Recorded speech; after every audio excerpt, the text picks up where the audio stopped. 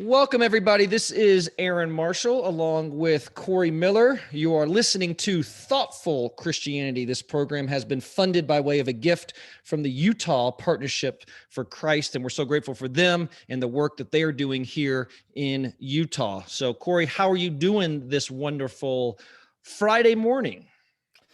It's great to be here with you again, Aaron. Loving the opportunity to do this show, and it's warming up just a little bit. Yeah, that's right. So we don't record these on Saturday, so we're a little bit ahead in trying to get these recorded. So I think so. It's Friday morning for us. It's warming up. It has been we actually have had a lot of snow here in Utah, and I know that you long to get back to your good old days when your hair was long and you were ripping down the slopes when you had When hair. I had hair. That's Yeah. right. Well, last week, if you were able to listen to the episode, we introduced the topic of critical race theory, critical theory, and what we attempted to do is Corey walked through the history of ideas, on this topic and how we got where we are with the university. And so maybe, Corey, do you want to give us just like a 1 minute kind of overview of how we got where we are at the university, and then to this episode, we're going to transition to how this is affecting us in the culture. Sure, Aaron. And listeners can just Google my article, How We Lost the Universities, if they want to understand that a bit more. But 1.0 was Christians largely started the universities for the pursuit of truth and for Christ. Those got ultimately taken over, and the new king was in power, and that was naturalism, scientism, everything devoid of God, and doing academics without that. Eventually, a new king came in town to then take the new throne, and that was critical theory, social justice, cultural Marxism. People can go onto our website, ratiochristi.org, and or just Google "engaging critical theory in the social justice movement" to download a free booklet on that. But the idea of that was that it divides people into social binaries, the haves and the have-nots, the oppressors and the oppressed. The way people know about this problem is if they're in the oppressed class, they're the ones who have the best insight. They are woke or enlightened, the new enlightened class. And if the problem ultimately is social inequality, whether that is race, class, sex, gender, nationality, ethnicity, religion, then the solution has to be to reconcile or rectify that by social justice, and that is to make things equal. That's the ultimate virtue today, and even if it means doing so by coercion.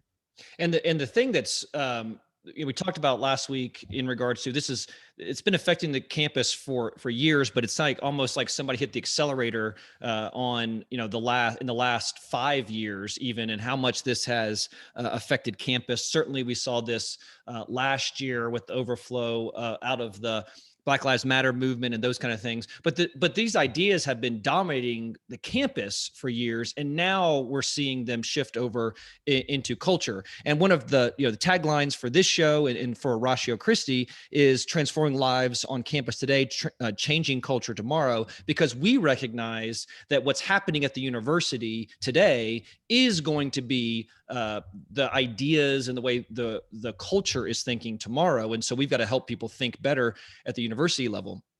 And when they're not thinking Right. well at the university level, I think we get what's happening today in culture. So what we wanted to do in this episode is we want to take it from the purely academic, to the culture. How is this affecting the culture today? And we thought we'd look at the way it's affecting secular culture, and then also the church, because again, what we want you to see as the listener of this episode in the show is why ideas matter. You mentioned Richard Weaver last episode. Ideas have consequences, and so the ideas of the university today are going to be the ideas of the culture tomorrow, and we've got to be able to challenge them, not just with emotions, but challenge ideas. Challenge ideas, love people, and that's what the ministry of Ratio Christi is all about. Right. So, what are some examples of we've heard white privilege. We've heard, a lot of we talked about the term intersectionality last time. What are some examples of how this is now playing out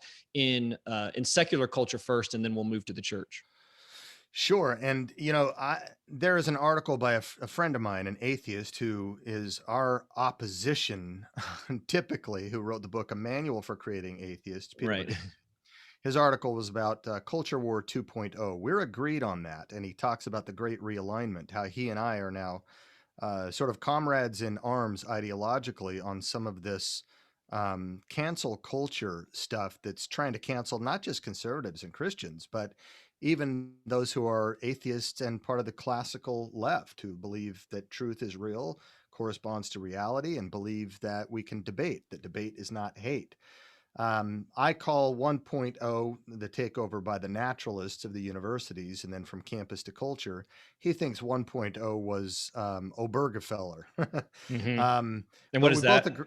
what is Uh, that for people that don't yeah, know? that was the court case that made, I guess, homosexuality more prominent from the Supreme Court in our culture than it ever had been before. Well, And he legalized federally same-sex marriage, right? that's right. Right. That's right. So now here we are looking at, a couple decades after the kind of rise of postmodernism in the universities and of this stuff called social justice or critical theory that now is starting to usurp the authority even in the hard sciences. And this is scaring atheists like Peter Boghossian, like Richard Dawkins, like Steven Pinker of Harvard. In fact, one of Peter Boghossian's authors of Cynical Theories, which we would endorse by an atheist, he was going to speak at Harvard this past week, and he just tweeted last night that he was just canceled in his talk on cancel culture at Harvard, Yeah. the one that has the motto Veritas, or truth. Um, Princeton has recently been going through some issues over this as well, and yet they're one of the first ones to sign on to the Chicago Statement of Academic Freedom. In fact, they're the second one, right after Chicago itself. And then Purdue University, the first public university, which is the one where I take a degree from, and I'm 5 minutes away from it. It is increasingly having speakers in that are critical theory, neo Marxist, social justice, and frankly, they are not just scaring conservatives, but also liberals there. So, at universities across the land, these institutes are quickly changing in 2.0 to not becoming institutes that pursue truth, even for the atheist who thought that truth is only discovered through scientific means of truth, but they are becoming institutes of social justice where knowledge is viewed as a social construction of reality and knowledge itself is in question. Right. And so now we're seeing that play out, not just from the, going from the university out into sort of mainstream culture.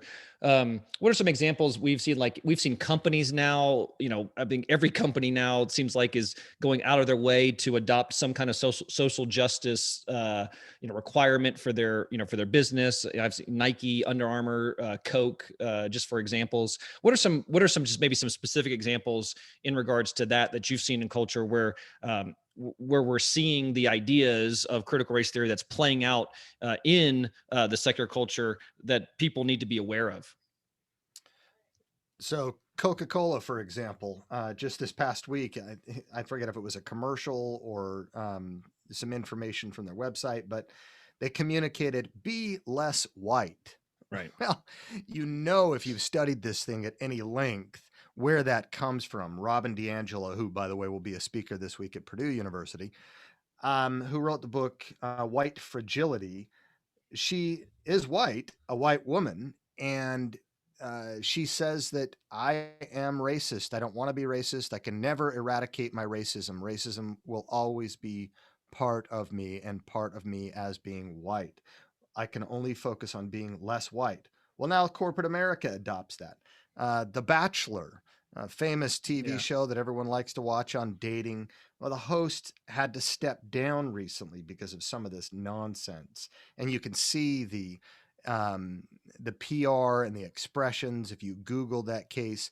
the terminology that's coming out of it, those people have been coached by critical legal theory lawyers and PR people. The Smithsonian Institute earlier this past year had on their website something about white culture and whiteness, where it talked about hard work, ethics, and talked about logic and scientific method and things like that, that was clearly racist. And even people on the left were offended. And so they quickly took it down. Uh, Last month, Facebook announced that they were hiring their first ever vice president of civil rights, for a civil rights czar for social media. And we know where that's going. It's not the 1960s civil rights. This is the new left, the Marxist left. It's the Stalinist, the cancel culture that we're seeing in big tech. Well, all right. Let me just put on my my devil's advocate hat for a second. And so the pushback is going to be, you guys are just racist, right? I mean, that's always the way Yeah. that the conversation goes. If you Yep. challenge any of this, you're just a racist. So you're just let's just make this, like they asked Donald Trump, are you a racist, right? And so, Yeah. so A, are you a racist? But B, what are you're not saying that that there's not racism in the country. You're not, at least I'm kind of speaking for you, but you're not saying that racism isn't a problem. You're just saying that this methodology is the exact wrong way to actually deal with actual real issues, right? I mean, that's kind of our position, is that yes, we want to talk about these issues, and yes, we should talk about these issues, but if we adopt critical race theory and all the things that are coming along with that, all we're going to get is less discussion, less agreement, because of the way in which the whole paradigm is set up, the oppressor oppressed. You'll never get any kind of agreement, and we're seeing that now in culture. Would that be a fair assessment of sort of your views? Yeah, sure. When Peter Boghossian and I were touring Utah universities, one university group tried to get us canceled there by calling us logical fascists. Yeah.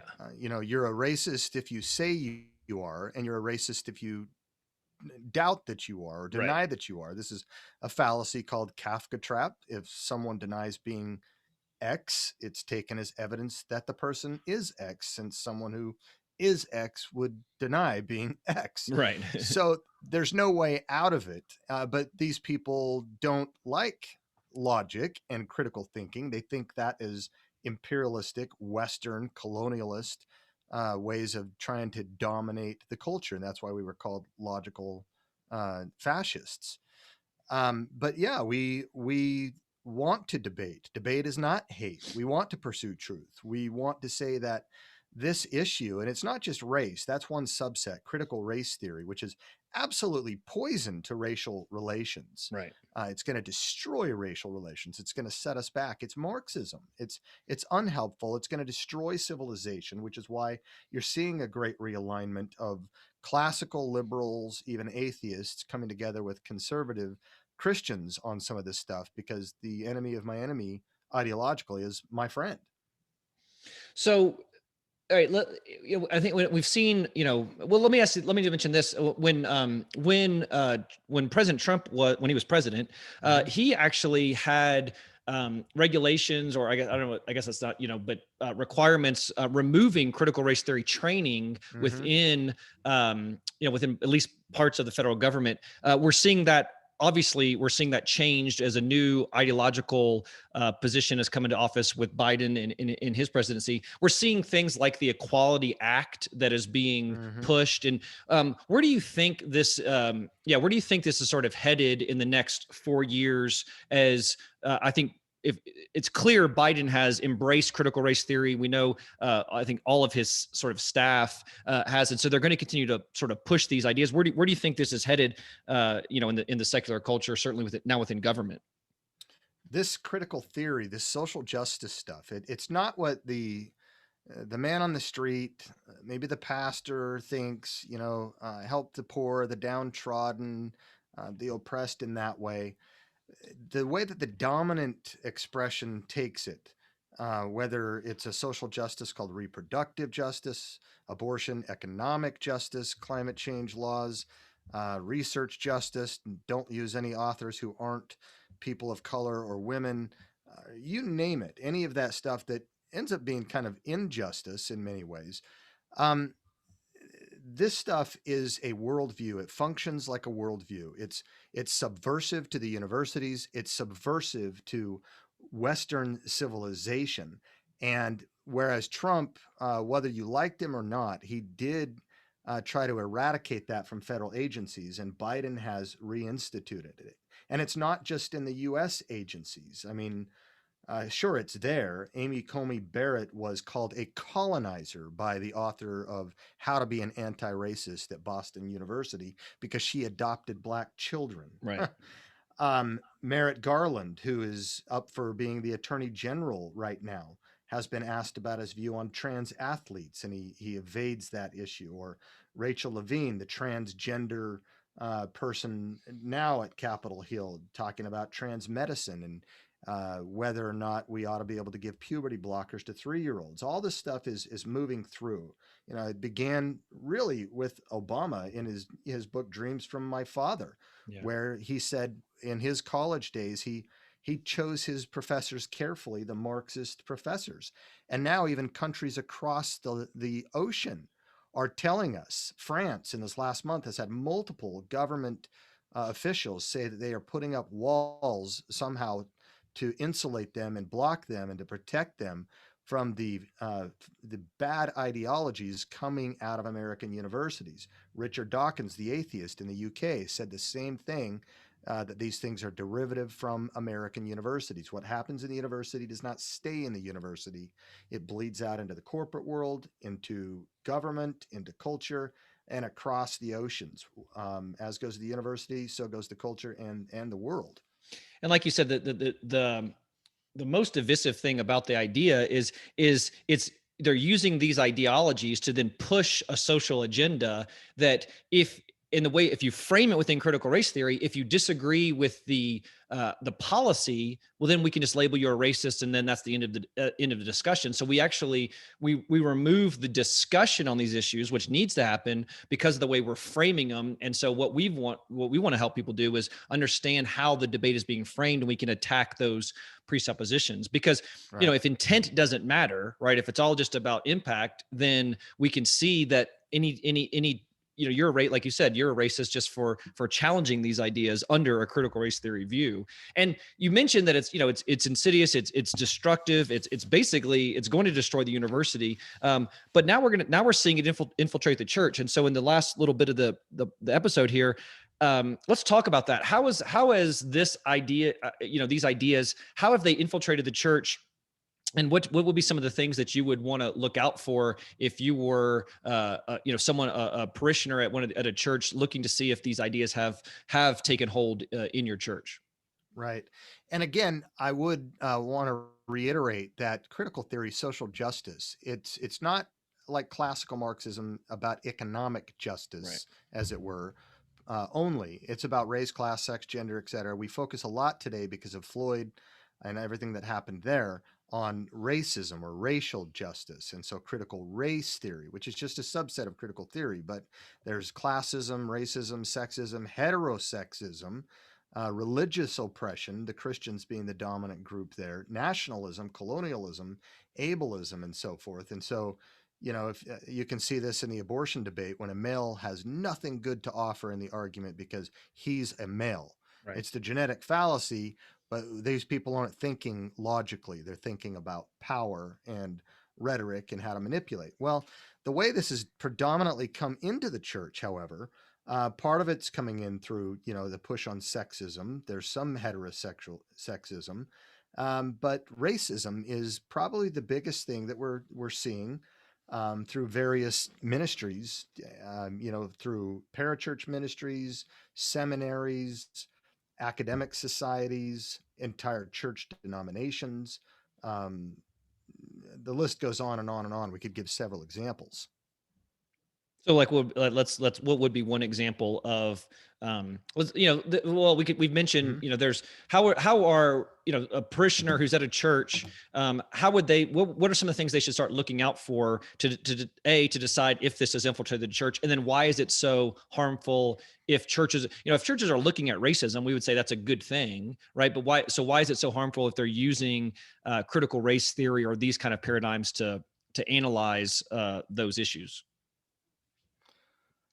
Yeah, and I think most prominent, you're going to hear things happening in the Christian world, which has become a very vibrant host for this virus to, or a parasite, as it were, to latch onto, because the Christian has a particular ethic about justice and about compassion. And what they've done is, to use this expression, bastardized the notion of justice and compassion, confusing the two. And so the end result is going to be, modestly mission drift, maybe into social justice things, focusing in on, um, missionally getting eyes off the gospel, the salvation of the soul, to the worldly goods of liberation, socially, economically, and so forth. Maximally, though, it might be subversive to the gospel rather than supportive of the gospel, the tenets that we hear. You start to see many of these ministries starting from sociology and culture rather than theology and scripture. And so it's the tail that wags the dog. Um, you find things, for example, in this ministry called Be the Bridge. In their executive summary on critical race theory, they admit that they utilize tools from critical race theory, and they try to essentially baptize critical race theory. The Ministry of Campus Crusade, and Be the Bridge has about 20 to 30,000 followers on Twitter, and a lot of people that are adherents to it working in local churches now. Cru, the largest campus ministry. There are many who are upset in that organization, and recently put forth a 200-page document to the board and the executives, uh, proving in their minds that Cru has started to adopt critical race theory and they are drifting from their mission. Seminaries. I've been involved in multiple counter petitions at our leading seminaries, which many people that are woke and that have been influenced by this movement are trying to get faculty and staff at these seminaries, some of them fired, others to forced to go through, um, race training and so forth. Entire academic societies have adopted this, like the Society of Christian Philosophers, that shame now once great prominent philosophers if they speak out of line on this stuff. The Southern Baptist Convention has had to tackle this and deal with this. So you're seeing this across the board. This issue is not just the barbarians are not at the gates; they're in the citadel. Some Christians say, I'm not interested in politics. Well, one Greek philosopher said, you may not be interested in politics, but it takes an interest in you. This stuff is here. It's not a political issue fundamentally. It's not about race fundamentally. It is a Marxist, neo Marxist worldview, and it is subversive to Christianity and subversive to Western civilization.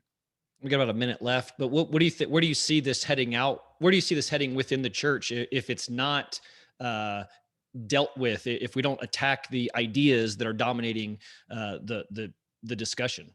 I mean, on critical race theory itself, this will destroy the church. Over the last year, before COVID hit, I was attending an all black church. The pastor and I, we did racial reconciliation ministries at Purdue University. And one time he inadvertently recommended on a podcast Robin DiAngelo's book, White Fragility. I got together with him and let him know, look, if people adopt what that view teaches, that's going to ruin our ministry together. And I can no longer even attend the church because she says that racism in interracial relationships, it's not a matter of if, but how racism manifests itself. So I always have an agenda as a white person. And Hmm. all the black people in the church are going to wonder about my agenda. It's poison to racial reconciliation. and it's going to destroy the church. And that's why ideas Absolutely. have consequences, like we've said. And so this is why the ministry of Ratio Christi exists, and certainly what we want to do with this radio program. So thank you for listening to this episode of Thoughtful Christianity. If you have questions, if you have comments, if you want to just get in touch with us, you can email us at info@ratiochristi.org. We'd love to hear your comments and even your ideas for future episodes. So thank you for listening to this episode of Thoughtful Christianity, transforming lives on campus today, changing culture tomorrow.